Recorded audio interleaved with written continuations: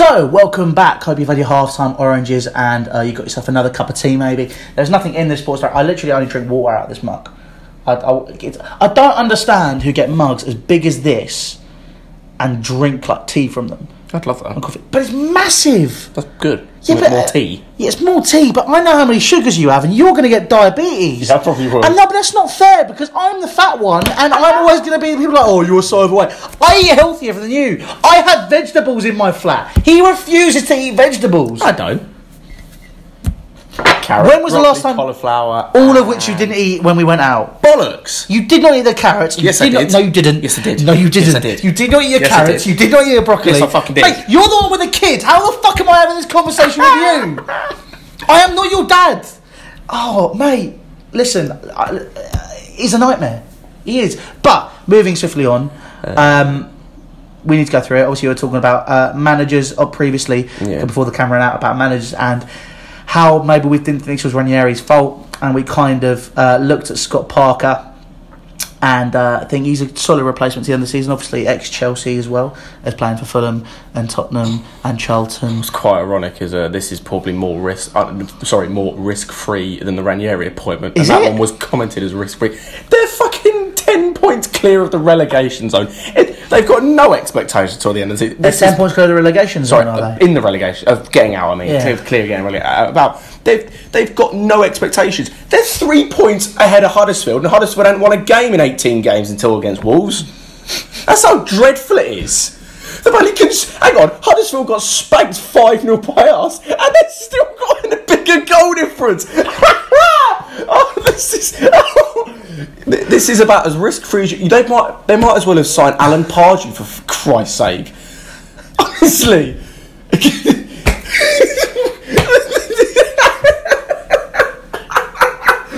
This is about as risk-free as it gets. Oh, mate. They're on Derby levels right now. Derby got 14 points, wasn't it? That was there. It was something like that, but they're on that level. It was 19 was the record. Is it bad? I don't think Fulham will get that. I think Fulham will get 19 points. Derby, Premier League record. Premier League points. Slightly off topic. Lowest in Premier League. 11. Okay, now they're both all right. Never mind. But yeah, I think this is low risk. But getting back a little bit on track, talking of new managers. Yes, indeed. We had a conversation off camera beforehand about the new manager bounce. If it's a thing, I think it is, and does it work? It's stuff like that. It's a little bit more in depth, but that's the basic of it. Yeah. And what's your opinion on it? Because I know what mine is. I can't remember what yours was. I'm on the fence. I kind of feel it's more of a myth than people like to let on. I think it really depends. There is a level of freshness that comes in when you have a new manager, but at the same time, is that level of freshness susceptible to an increase in points? Yes, but is it? Do you know what I mean? It's just is it as effective as people like to talk about it is? I think it works, but I think it has to depend on a few things. Okay, give me some examples of how it works. So, Solskjaer. There's obviously. two immediately as a Chelsea fan.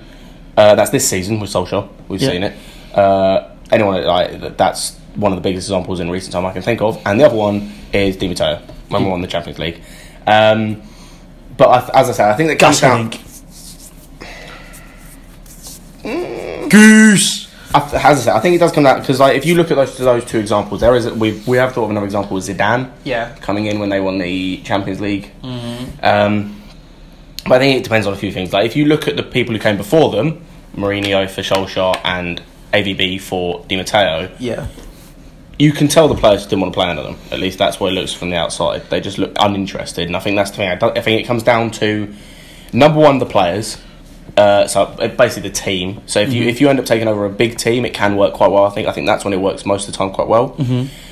And it all depends on the manager. Because I think, say for example, the Solskjaer job, I'm going to bring it up because it has been brought up a lot. Say Paul Ince went in there.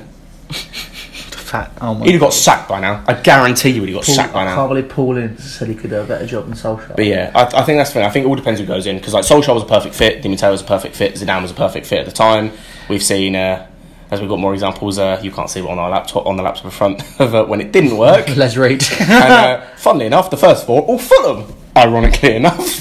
What was Les Reed Fulham as well? He was Charlton, wasn't he? But yeah, that was the possibly I said worst manager. I disagree with what you said about Djukanovic because.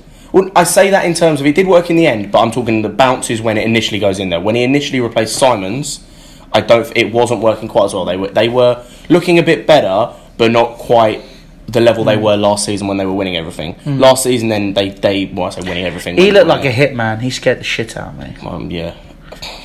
But that's what I mean. Like when I say the new manager bounce, when they first go in, the first about 10 games, say. So it was a bit. It was improving a little bit, but it wasn't really anything major. And then obviously it improved later on. Yeah. Meulenstein was Meulenstein. I laughed at him because you knew as soon as he came as director of football or something, or like head of technical or something. Yeah, something like that. You knew he was angling for Martin Yole's job from the beginning. The way he was, like, I could do a better job, I could do this, I could do that, blah blah blah. And then when he got exactly the same points tally in 10 games, I just started laughing. Idiot. That was a waste of time. Then he went to manage Angie, I think. The one I can't say the last name of. And then, as we mentioned, Magat was just 16 points from 10 games. It was brilliant. And then, obviously, Dilly Ding, Dilly Dong. Yeah, Ranieri. And as we said, let's read. So it can work, but I think that's the thing. I think it all depends on who you're getting in. Like, for example, I know, like, Jack mentioned it, that he wouldn't have wanted this. And I think other Fulham fans probably would do the same. But if they got someone like Allardyce, it probably could have worked. Because he's a very defensive manager, cares about defence first. And he's got a record of never being relegated from the Premier League. Exactly. Which would probably have helped you not get relegated from the Premier League. But yes, I think it depends on the manager that's going into the team and the team overall. I think, yeah. But I think it does work out in general. There are just a few examples when it doesn't. But that's I think the new manager bounce is. I think you've given loads of lower parts of the Premier League where it hasn't worked. When you've gone to the upper echelons. There has to be examples where it doesn't work as well. Here you go. Tim Sherwood. Long term, he got the bounce, he got the job, and he was shit. Yeah. Well, this thing, so you say long term it didn't work. Well, no, I mean you get the new manager effect. Oh yeah, we got a new manager. It's working really well. The first 10 games, yeah, it's great. But what's the point of doing that if 6 months down the line you're going to sack him? That's fair. I think that's the Chelsea way. No, but if you go long term, I'd say you bring them in. They last a year, or just over. That's now our long term manager. As much as people are saying I'm being on a fucking nutcase here, managers don't last over 18 months in the Premier League now. Statistically, that is the lifespan. Are you talking all clubs, or you just all talk clubs in general? It's 18 months. So. I think there's other examples where it's just non-existent. It didn't work, and I think that we are. The new manager bounce for me is almost redundant because if you look at how it operates, the manager just gets sacked in the end anyway. I think it works. I think it has to work in some cases. Like for a top club, I think it's a pointless exercise because. Unless it's a Solskjaer-esque appointment or it's a Klopp-esque appointment, etc. Unless there is a project to be built. For Chelsea, it's a waste of time. It's just a waste of time. That's why I think that's kind of for a lower table club like a Fulham, I think that new manager bounce is needed just to get them out of the trouble they're in, and then as of next season they can try and progress. I think that's when it's how the split is. Realistically, though, if you were. Obviously, this is all hypothetical because Sarri's not going to get sacked. If Sarri got sacked and a caretaker manager was to come in, who would you get and who would you want?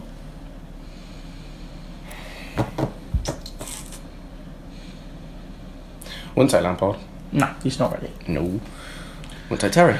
Zinedine Zidane. We'll get Zinedine Zidane. No, we won't. I don't want him anyway. Joe Cole? No, because he's never managed before. Not now, he hasn't. That's the thing. I'd almost be tempted to see if. No, I'm not saying it again. I'd be tempted to see if Di Matteo would come back. Probably wouldn't, but someone like that. Do you know who I'd give it to for 6 months? Just because why not? No, Gullit. Gullit? Yes. For 6 months.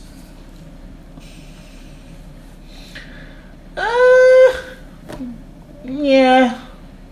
Granted, he's been out of management for a while, I think. But or if you're going to do that, I'll just go all out and go with Glenn Hoddle. Glenn Hoddle's actually a decent shout. Obviously, he's not well at the minute. But yeah, but that's obvious. I think that would be unwise from his perspective. But yeah, someone like that, just someone that knows the club, but isn't going to be a Lampard or a Terry or a Steve Holland or a Paul Clement. Yeah, oh Christ. Paul Clement's available if you want to get him. Nope. No. Okay. Cool. No worries. Coach, brilliant. Absolutely love him. Manager, no. That's another thing though. Like there's loads of coaches that go out there and then become managers and then do nothing and are crap. Alan Irvine. He was dog. He was rubbish. I can't argue with that. I'm trying. There are definitely others Nigel out there. Pearson. Was he a coach and then became manager, or was he just the manager? I think he was just the manager. He certainly he always wore tracksuit. That's why I think he's a coach. Nigel Pearson was the one that strangled. Was it MacArthur? Yes. Yeah, no, that sounds about right. He was a nutcase. Yes. Apparently, he was quite a nice guy though. Mm. But yeah, I mean, Muhlenstein. There you go. Muhlenstein, mate, he was a coach. He was a.